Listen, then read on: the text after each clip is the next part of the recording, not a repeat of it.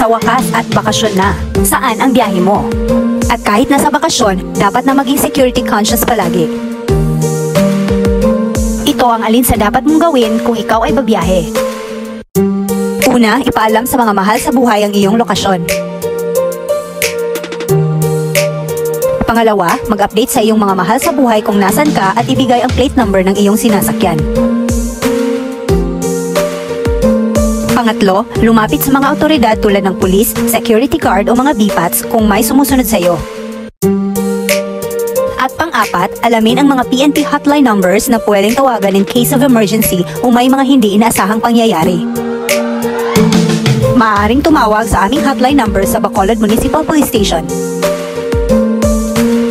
Mga paalala mula sa Bacolod Municipal Police Station, Lanao del Norte Police Provincial Office.